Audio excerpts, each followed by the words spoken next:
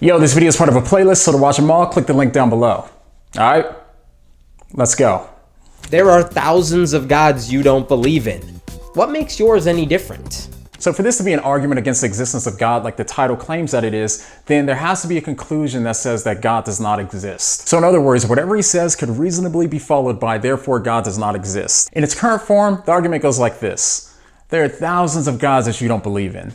What makes your God any different? Therefore, God does not exist. Okay. So, Hamad, to start, you got to check your premises, bro. Because, if you're going to make an argument, you got to at least make sure that the conclusion follows from the argument. The way you got your argument kind of formulated right now is kind of like, okay, think about it this way. What if a husband said to his wife, there are thousands of women that you don't believe I cheated on you with. What makes this one any different? Therefore, women do not exist.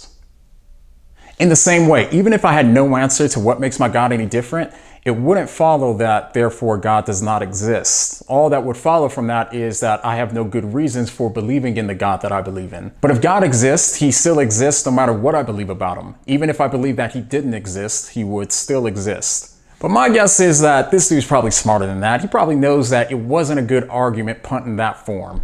I think what he's getting at is that if a believer took all of the reasons why they rejected all of those other thousands of gods and they applied those same reasons towards their God, then it would have forced the believer to reject their God as well. Now, that's not an argument to show that God doesn't exist, but I guess it's somewhat an argument to make somebody doubt their personal beliefs or something like that. If that's his point, then let's go ahead and try it. So let's go ahead and start with some of the reasons why I reject the other thousands of gods, and then we'll go ahead and try to apply those same reasons towards my God. I believe that there's really good reasons to believe that the true God would have to be eternal. So that leads me to reject all of the gods who had a beginning. Bye Thor, bye Zeus, bye all of those random gods that atheists like to point to when they say how there's so many gods. Bye.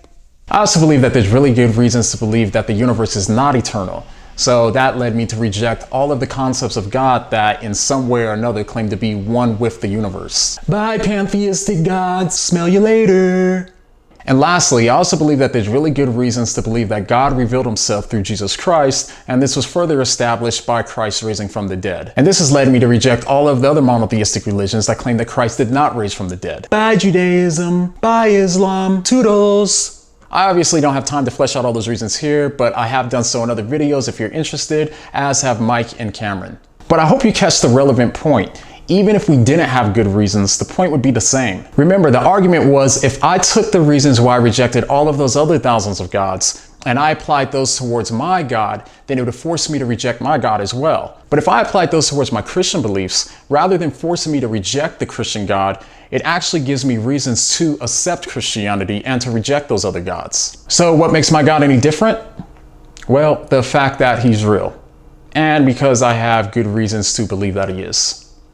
Now, because this argument wasn't much of an argument, instead it was just kind of like a rhetorical question, I did my best to try to restate his argument. Now, if you think that I'm wrong, or that I missed the point, or that his argument could be stated in a better way, then go ahead and leave that down in the comments, and if enough people agree with it, then I'll go ahead and do a video on it responding to all of those interpretations as well. So the next video in this playlist deals with one of the most popular objections that I'm sure you all have heard over and over and over again, unless you've been living under a rock.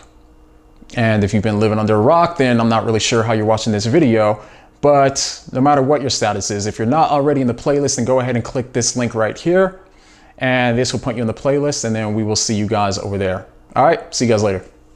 Peace.